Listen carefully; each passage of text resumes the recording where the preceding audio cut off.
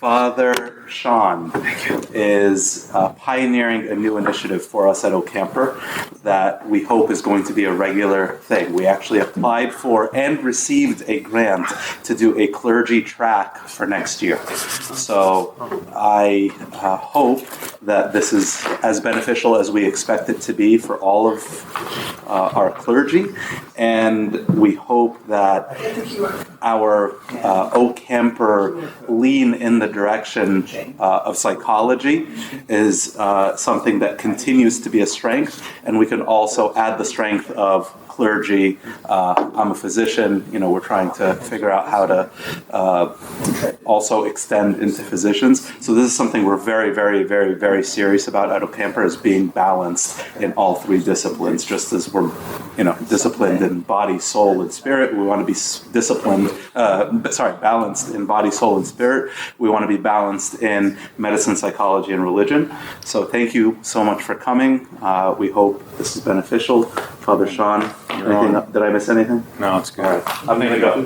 Thank you. We're going to talk about trauma. That's where I want to get. But first, I want to set a couple of foundations for the conversation. So this is kind of this is what I want to talk about. In confession, people testify to experiences of trauma in the language of sin and repentance. So I wanted to connect those two things and connect trauma with what often people are confessing. So one of the things that prompted this in my mind was a frustration of a brother priest who's like, these people, they just keep confessing the same things over and over and over again, and I don't know what I'm doing wrong. And it's like, okay, that's fair. I mean, it can be frustrating, especially if you're giving some guidance, like, hey, understand. So here's what you need to do, to kind of begin to tackle this, and then come back the next whatever week, month, whatever, same thing. It seems kind of chronic and seemingly intractable, and it can be frustrating.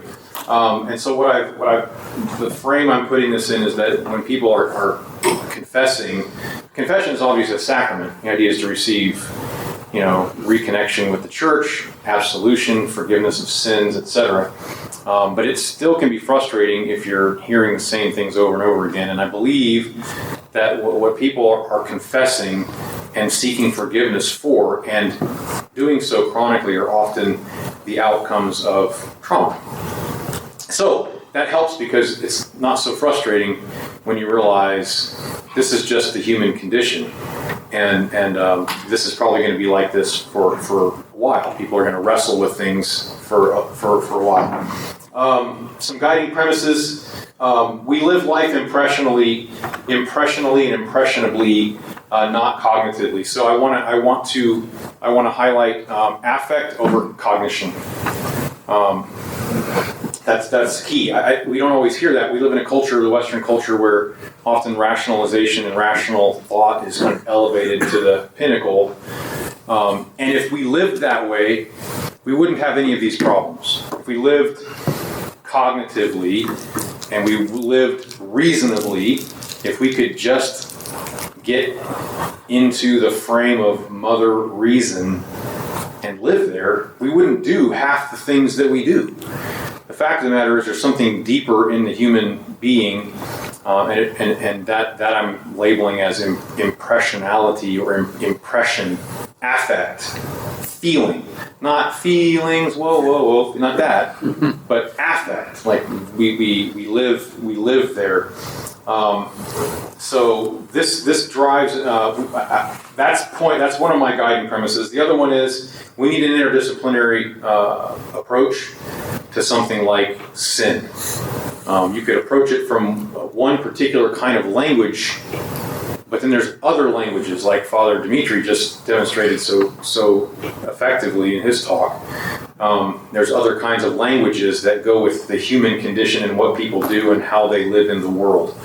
And then human beings participate in mind and consciousness. We don't generate those things. So these are three building blocks that I'm going to talk more about. Affect over rationality.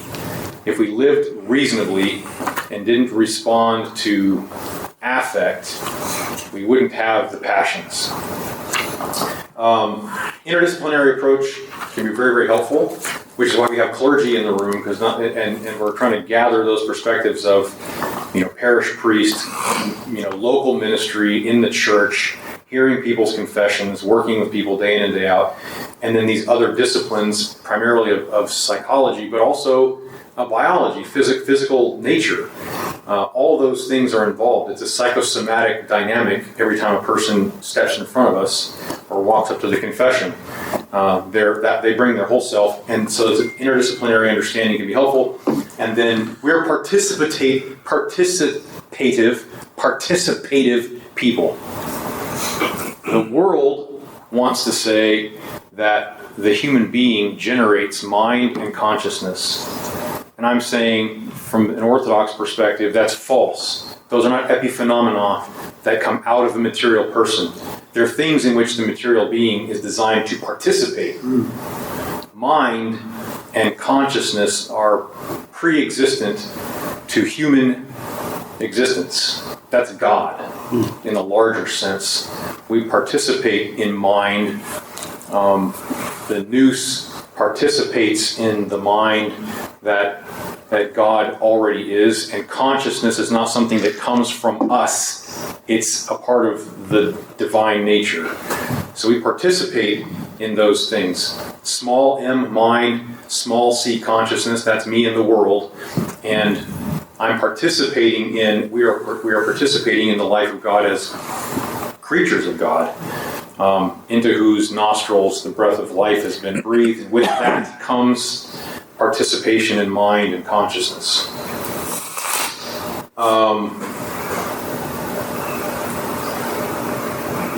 So that's life as impressionality. I've said that. Again, modernity, ergo, cogito ergo sum. I think, therefore I am. I think, therefore I am. I think. And it's elevated thought in our culture to the place of primacy. And I'm asking us, as we're thinking about this whole thing about trauma, to move under thought into the world of affect.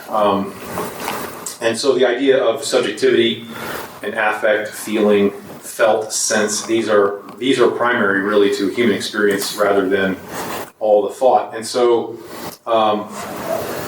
and each human being is tremendously complex. So we are a combination of what I've called, maybe in pathetic terms, but varying variables. We are a bundle of variables, all of which are always shifting. They're always moving. They're varying variables, and so everything is always in motion. And so you never put your foot in the same river twice, and you never stand in front of the same human being twice, and you never look yourself in the mirror and see the same person twice. There are elements of constancy, but there's also just tremendous amounts of movement, and that complicates things. That's why I wanted to mention that in terms of this affective life that we live. It's like that classic idea of everything that moves deep beneath the surface, and up on the surface, maybe things can look placid and calm or whatever they look like on the surface, but underneath, there's a whole reality going on underneath in the depths, and that's key. And a lot of our culture and some of our psychology kind of ignores that. So I wanted to point that out as well. Again, just setting the foundation for the conversation about trauma. So we're not fundamentally creatures characterized by rationality. We live affectively. We are capable of being rational. That's a great gift, but we don't always live there. So impression comes before cognition. Sensing the world around me comes before meaning making. There's a priority of experience that's really key, especially in terms of trauma. So I wanted to make note of that. Adverse experiences that lead to post-adversity traumatic responses. Now notice the language, because I've bought into this. There are no traumatic experiences. There are responses to adverse experiences. So one person can go through what we would consider a horribly traumatic event, quote unquote, come out the other side stronger. Another person goes through the same thing and comes out a wreck. And so that's the varying variable thing. Like there's two different people going through the same kind of experience can come out the other end in a different place. And so it's the response after the events or events that characterizes trauma. So the adverse experiences that lead to post-adversity traumatic responses impact or impress upon the entire psychosomatic person, not just the thinking person. It's not just a thought problem. It's deeper than that, and I'm arguing that's because we live primarily at the level of affect, and then we apply reason to the affective experience that we have in the world. So the body always moves first. This again, it kind of runs counterculture to American standard thought that everything's about thinking. The body is always moving first, and so if there's a disturbance in the force, if there's a disturbance in my life, my body is always moving. The body's always going. Then comes the feeling or the affect. The body feels the world. Then there's the affect that's often inarticulate. It's underneath cognition. Then the mind begins to race to catch up to the experience and try to give some kind of sense to it. The brain starts kicking in. The prefrontal cortex jumps on board, starts trying to make sense of things. And then we can articulate, at some point we can articulate it. And so what I wanted to make note of, when we're hearing people's confessions, we might not be aware of the fact that as they're trying to articulate their situation, they've already moved several steps away from the actual experience that they're living to try to articulate it. Because it's the body reaction. The body moves, the feeling kind of wells up, the mind starts to try to grab hold of the feeling and make sense of it. Emotions are really body states moving toward articulate expression. So we say anger, that's a state of the body that we have felt and are now trying to describe. And as you try to get to articulation, you're already stepping, like, I can't feel your anger, you can't feel my sorrow. None of us can feel what anybody else is feeling, and that's primary. Because once you ask a person, what are you experiencing? So they're gonna reflect on body, affect. I think it's something like this, and by the time they get to that, you're way distant from where things began. So all that to say that it complicates our ability to connect with another person's experience, because it's a body affect thing that someone is trying to put to words. And in putting it to words, one is already reducing the actual experience. To put it in words is reductive. Every time somebody puts an experience in words, it's reductive. I mean, we can thank God for language because we can at least do it, but it's still a reductive experience. Like, I can't get into it. I can only hear the words come across the distance between us. And so to articulate an experience is already to step several steps beyond its actual reality. The implications of that, we're not cognitive primarily. The first person subjective affective experience is at the foundation of life. It's the most radical thing that we experience as human beings, this first person subjective affective experience. That's primary. Not rationality, reason, thought, or articulation. Those are wonderful and they come later. But the real root of things is that body affect moment, which are very hard to describe. And so we have to distance ourselves from our lived experiences to describe them, and the people to whom we describe our experiences are always way distant from that. And so where in that process is the actual life of the person? It's just way deep and out of touch. We can't get our hands on it. The observer is always detached, dissociated from the experience of the other, so no explanation can capture the impression shrouded in pure subjectivity. We're we're always getting a flat kind of one-dimensional description of a multifaceted, multi-layered, three-dimensional, embodied, affective reality. It complicates the daylights out of our experience of the other.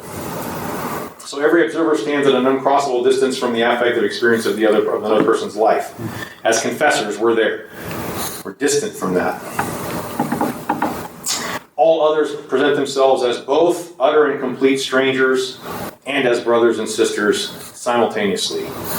And so we have that experience with each person.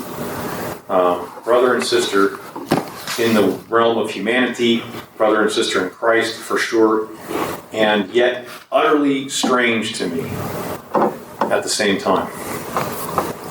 And so the human being is a mystery to behold, not a problem to solve or a mechanism to fix. We stand before a mystery.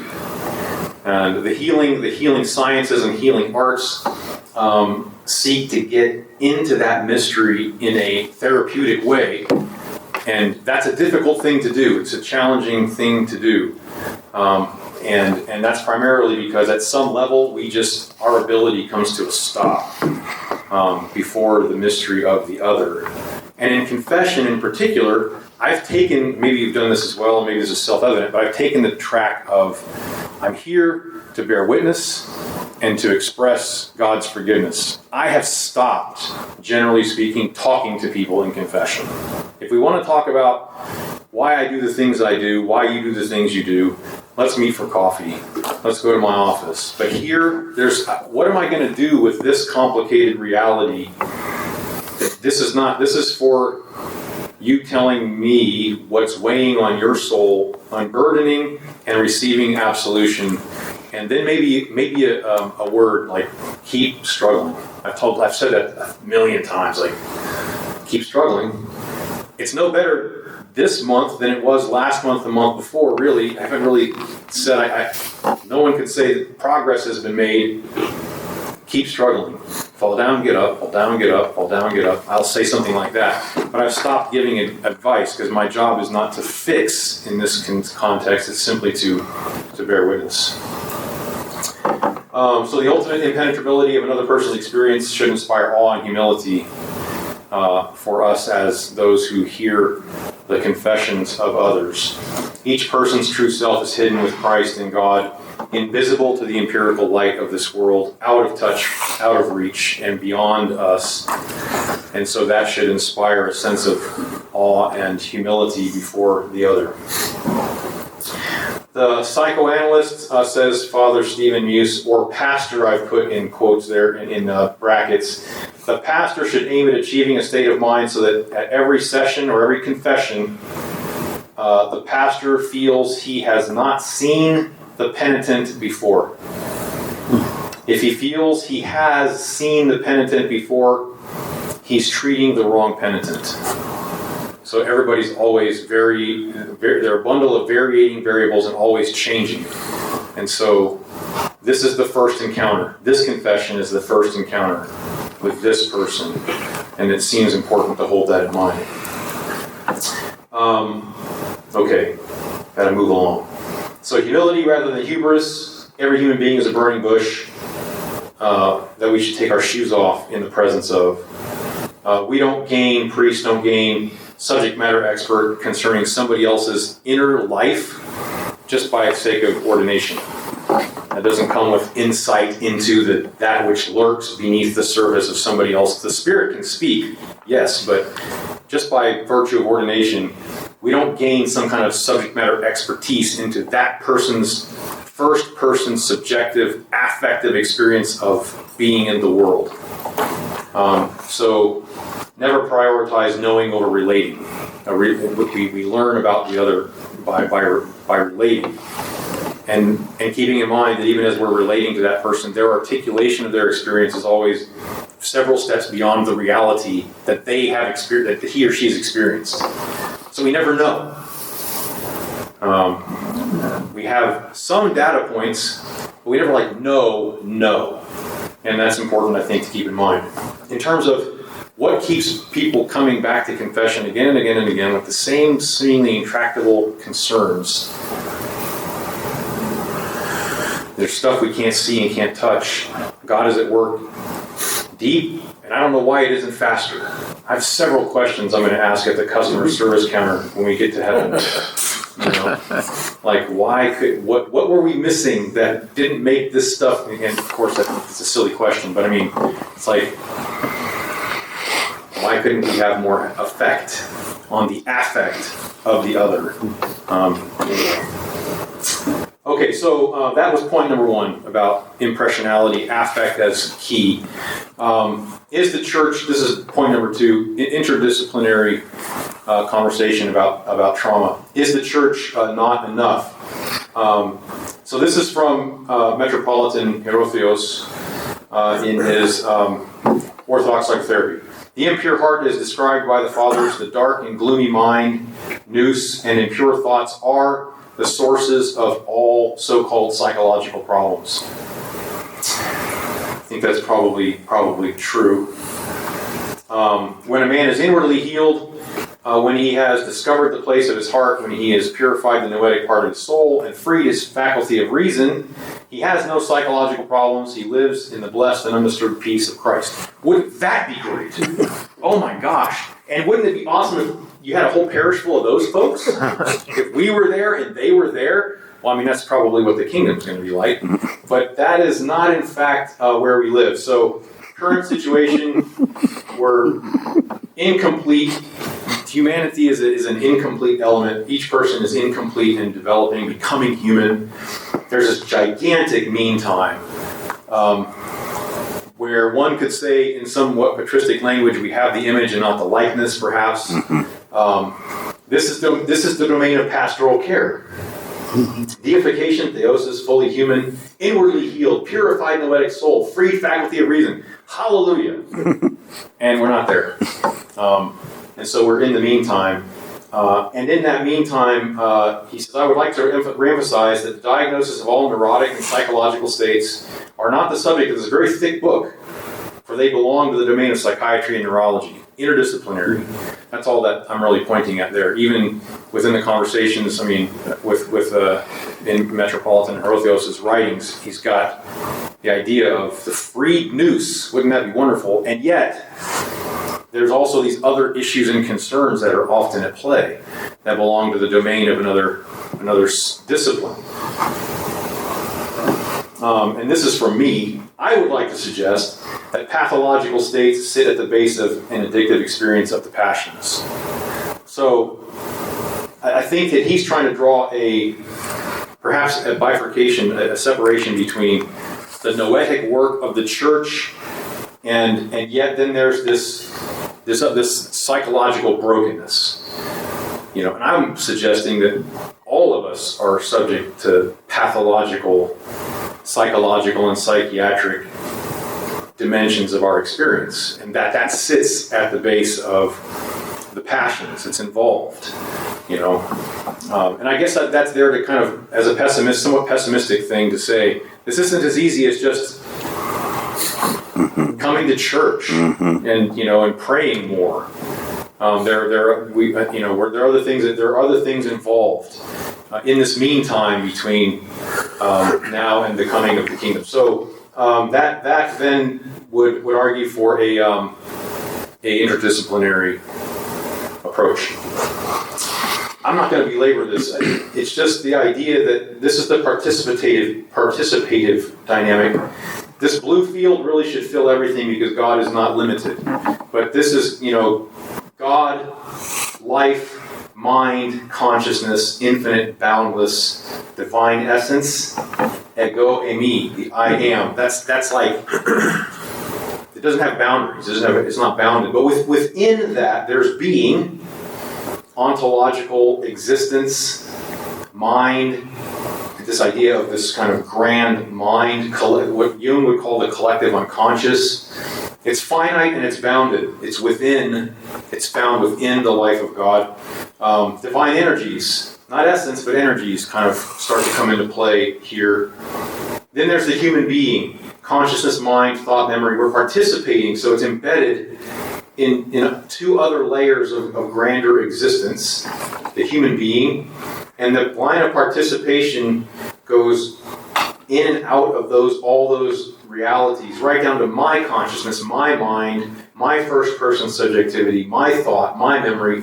It's all possible because it's participating in a grander scheme of life in which being is ensconced and in which humanity is ensconced, and then my own existence is part of that. And brain function doesn't climb up to the divine essence, we know that, but can interact with these other layers of participation. So the brain facilitates participation in what already is, does not generate mind or consciousness, is what I'm trying to point at. And so that's kind of a cosmology and an anthropology that I think is important to understanding what can happen in a person's experience of trauma. We're participative human beings. So conscious, thought, memory are not they're not material. They're not materialist, physiological, emergent phenomenon. Consciousness, thought, mind, memory. These are things in which the human being participates, somewhat as a conduit. It's not a materialist generation of these things. A brain physiology facilitates participation in mind, but mind and consciousness can't be reduced to brain function. That would be a reductive mistake. So I'm going to talk about brain function, but I don't want you to think that we're reducing mind, consciousness, and these affective domains to brain function. You can't reduce it to that, although it can be part of the explanation. And ultimately, consciousness, thought, memory, mind, these things are mysteries explainable only within the context of that larger life that God is as creator. And so we participate in those realities by God's grace and design. Okay, I said that. So yeah, we're functioning. We are as pastors and are functioning in this meantime. And in the meantime, there's a lot of obvious brokenness. Trauma, I think, is causal to a lot of these dynamics. So again, in confession, people testify to experiences of trauma in the language of sin. And I think that those languages I'm not saying that they should be opposed to one another, that when people are confessing sin, they are often describing, without perhaps even knowing it, the results of their traumatic experiences. So this is probably known, but trauma is from a Greek word meaning wound. So originally that's a physical thing, like to cut, to burn, to rub something so as to irritate it. That's trauma. In the 1690s, the physical wound. So they began to talk like this in the scientific world in the 1690s, talking about physical wounds. And this was attributed to William James, 1894, talking about then the language of the psychological wound. So then you have to put wound in quotes, because you're not talking about an actual impact, a piercing or a cutting or a irritating, but you're talking about a dynamic, a psychological dynamic that can be described as trauma or as wounding. So we're talking about then situationally. I'm calling the situationally imposed distress that affects the entire psychosomatic system. So if we're going to use the word trauma, we're talking about a level of distress that is situationally imposed, and it affects the psyche and the soma. There's no such thing as, I don't think there's any such thing as physical trauma without psychological trauma, vice versa. I think that they're linked, specifically because of the stuff I described earlier. So the body is always moving, it's always involved. And so even something that one could say is a psychological trauma, it's got to involve the body at some level. It's not purely and disconnectedly psychic. And so we're talking about distress that impresses upon the entire psychosomatic person.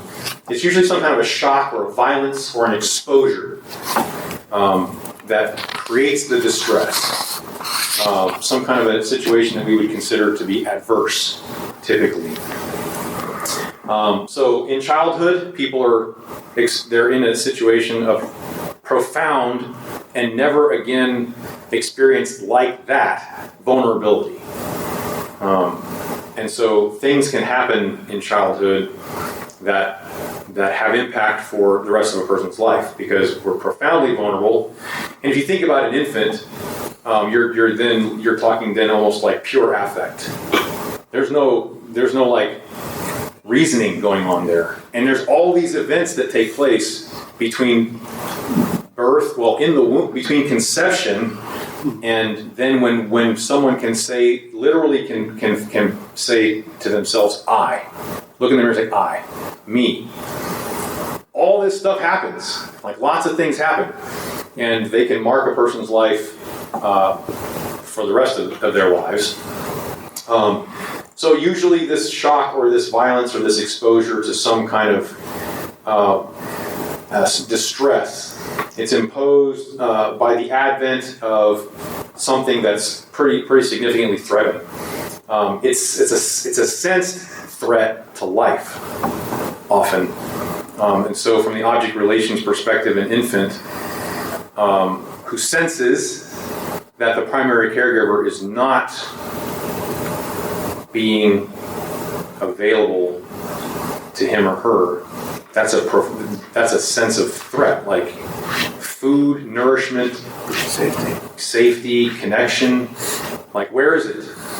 And you've probably heard the study of the orphanage in Romania where there were hundreds of kids. They were all well fed, they were all had beds, they all had clothing, and they were dying because there weren't enough people to touch them. There weren't enough people around to hold them, to cuddle them, to hold them. And so they were literally dying, not from malnourishment or for lack of shelter, but because they weren't being connected with. Malnourishment of the soul. Yeah, there you go. So malnourishment of the soul. So it's a sensed threat to it's an existential threat to my being in the world. And so the distress of the body, and then the sensing nervous system that participates in that distress. These two kind of linked psychosomatic reality. So you can't see this very well, but adverse experiences at the top, that's our distress. Some kind of an adverse experience.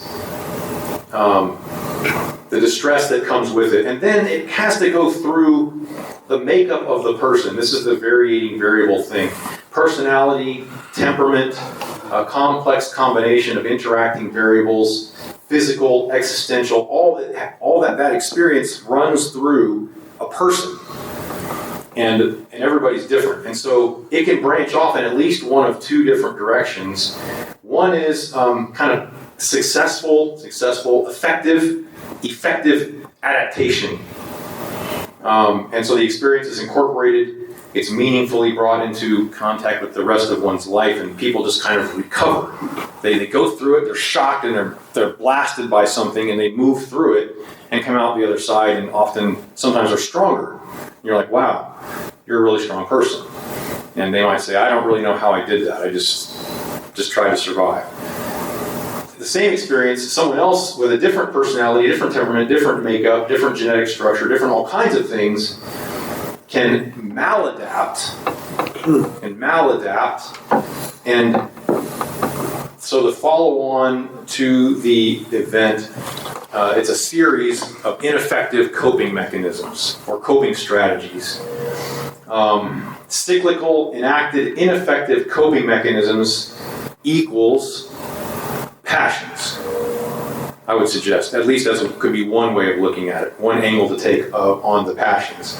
Addictive cycles of maladaptation often look like they manifest as passions. Sin, good old-fashioned just sin. So little bit of brain stuff, and maybe you know this, but the midbrain is key in here in this. And so these kind of events, whether in childhood or later in life, our warfighters are struggling with this, all over the place. The midbrain is the place where these kind of things can get locked in. There's a physiological dimension to this, which I wanted to point out because, it's not like people just don't want to get better. Most people don't, well, some people do want to wallow in sin, but most folks coming to confession are frustrated with themselves. It's that, like, I think, Father, you said too, that Paul's cry, who will deliver me from this body of death? Like, they're frustrated. And we can get frustrated with them, getting frustrated with them, getting frustrated with us, and it's a cycle of frustration because nothing's really changing. So these traumatic kind of experiences, this whole bundle of things in the center of the brain and the brainstem, that's all pure affect. Up here in the cortical brain, that's where you start to think about things. And in neurological terms, we could say that there's an event, and about a year later, the prefrontal cortex kicks in. In the meantime, these little pieces in the midbrain and the brainstem and the cerebellum, all that junk right there, just feeds off of each other in a cycle of traumatic processing. And so if something hits really hard, that part of the brain lights up, goes into high drive, and can stay on. The orange switch gets thrown, and it can be very difficult to get the rest of the brain involved. And so it just sits as almost a purely affective, somewhat semi-autonomous, ongoing experience in a person who otherwise could be rather rational. There's all kinds of rationality that can happen up here. I go to school, I'm going to college, I'm doing math, I'm on the outside, I look apparently normal, and I got all this going on in here, and if somebody just touches it, then this will take over, and I'm in a whole different world. I'm experiencing a whole different reality. And people do things in that condition that we would call sin. Maladaptive coping strategies. Yeah, this is a bundle of stuff right here. I've got several pictures of this. Thalamus, hypothalamus, amygdala, hippocampus, brainstem.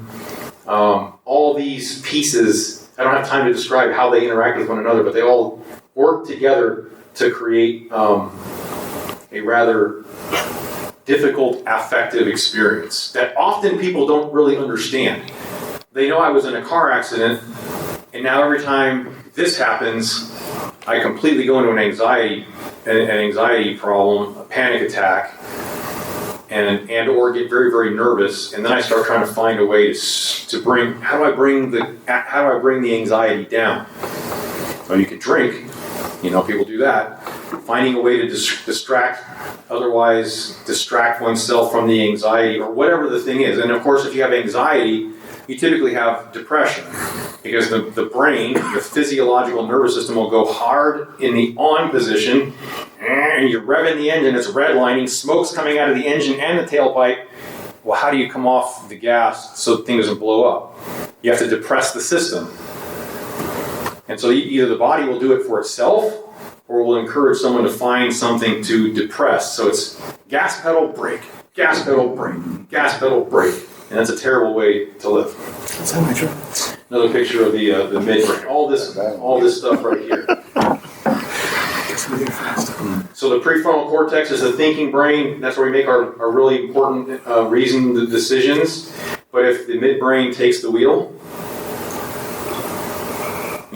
then they're not rational. They're not rational beings if the midbrain has taken control. And it can just do that. It can just take control. The warfighters, the biggest thing for them is flashbacks. So if they smell something, they could be right back in Iraq, burning vehicle, buddies on the ground. Instantly, like just with a smell. And it's like the midbrain goes, watch out, danger. And the prefrontal cortex goes, hey, I'm for doing math and for solving problems. You don't need me right now? And just goes offline. And then people are acting, they're being in the world in that state. and things don't often go well. So that's why I'm saying the affect is so primary, because very quickly the midbrain, and this is on a scale. It can be minor, it can be major. Blackout thing, people black out and don't remember what they even said or did.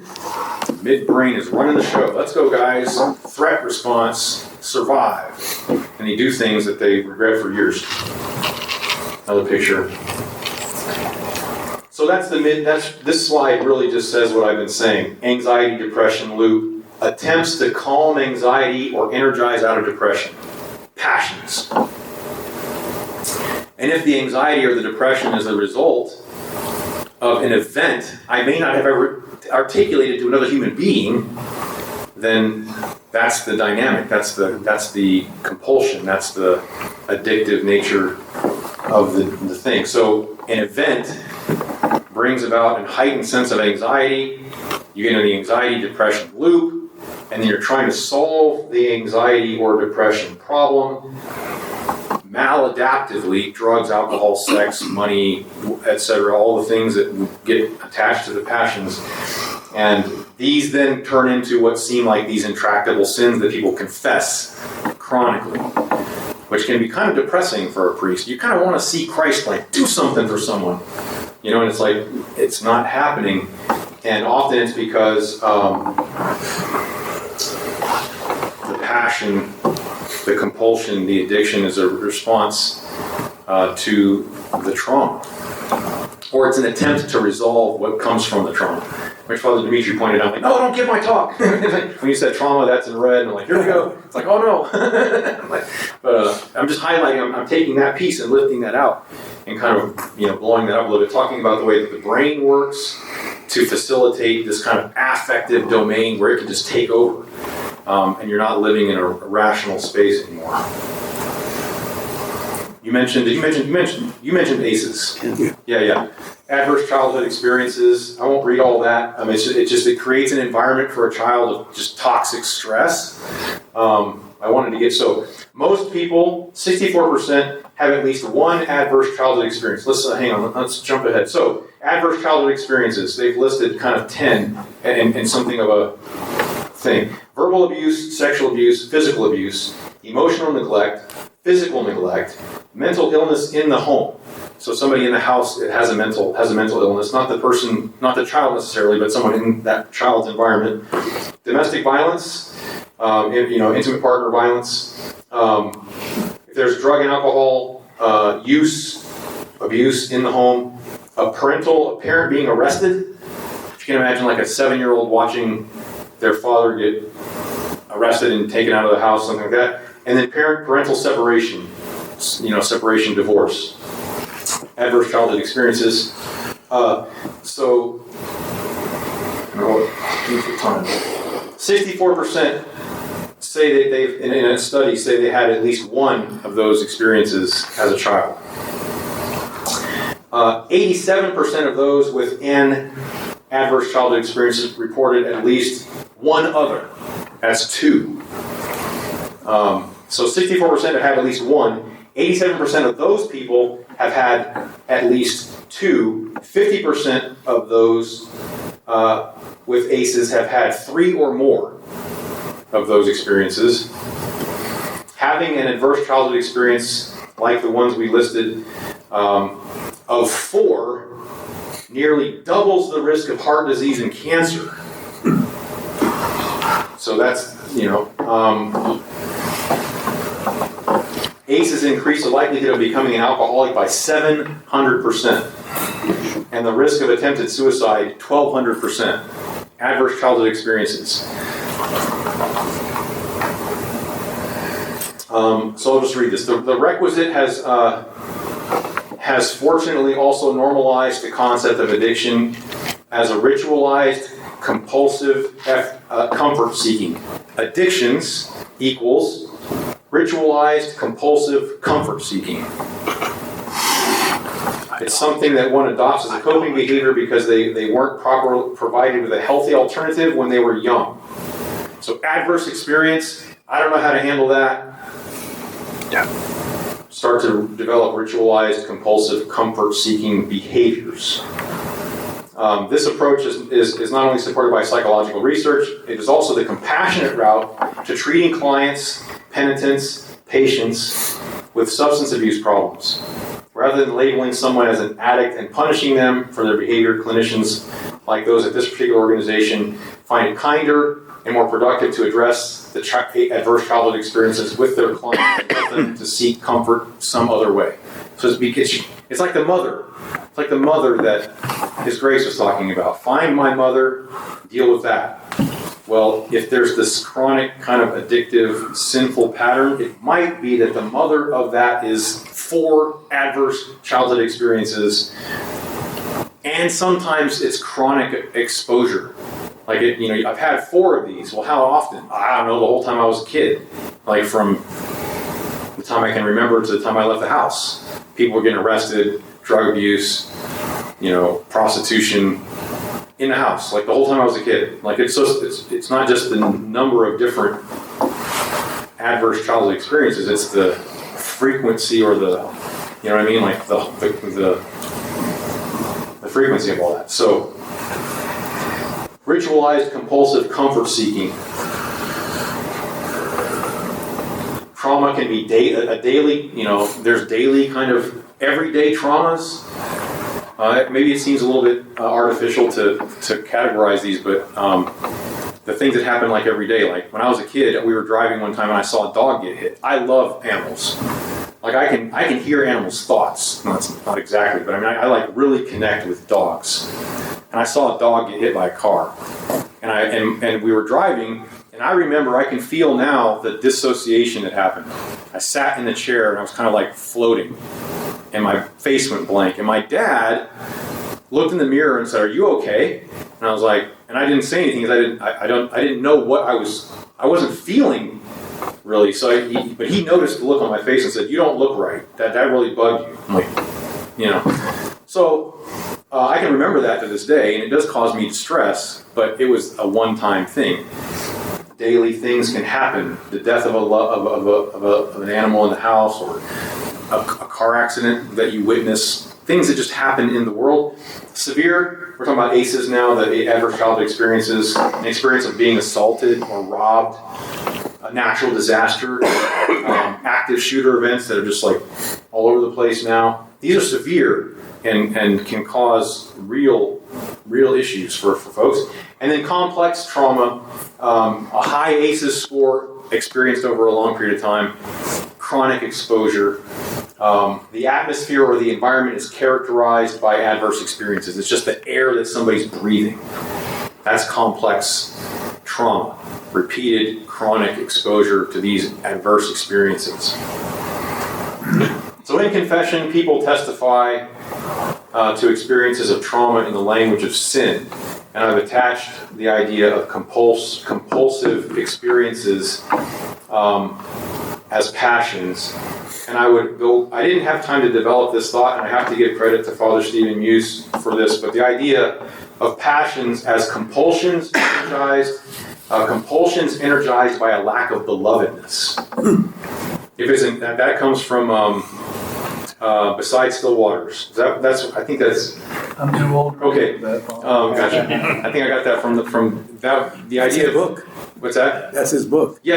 And it's in there that there's this idea of the profound experience of a lack of belovedness. And if ACEs are anything, one could say that's an experience of profound lack of belovedness as a child. So I would venture to say that if we talked to people in our parishes, if we had the conversation, we went back and said something like, when is the first time you remember feeling like this? Which you don't really want to do, because I wouldn't say confession is the place for that. But if you could say, when is the first time you felt that? They would instantly be able to say, well, when I was 4, XYZ, and you start telling this, if you start walking somebody through a trauma history, you can come out the other end and go, well, no wonder you drink, or whatever. Which, again, none of this is to excuse, it is to find the mother. Where have the children of the passions been birthed? And I'm recommending the idea that often it's in adverse childhood experiences. I think it's still the case, I haven't looked at the statistics recently, that 2 of 3 women in our parishes have experienced some kind of sexual assault. I think that's still the statistic, 2 of 3. That's high. Yeah, it's ridiculously high. There's probably, so that's just one example. There's any number of things. You know, people, you'll ask them, how was your childhood? I was okay. Like, okay, so tell me about it. Well, my dad left when I was 7. Well, that's an adverse childhood experience. That's one. And you start, and they'll tell you, it was okay. I wasn't like beaten with a hose or anything like that. But then you start asking them to tell their story, and you find out there's multiple experiences of just real trauma. And it always involves the body, the psychosomatic combination. And I think there are sins and passions, addictive, maladaptive responses to the lack of belovedness that we hear in confession all the time. And I wanted to share that with us, with you, because if you have the same experience that I do of hearing people confess the same things over and over and over, that may have something to do with it. And if you talk to someone and heard their story, you probably realize rather quickly that that's what you're dealing with.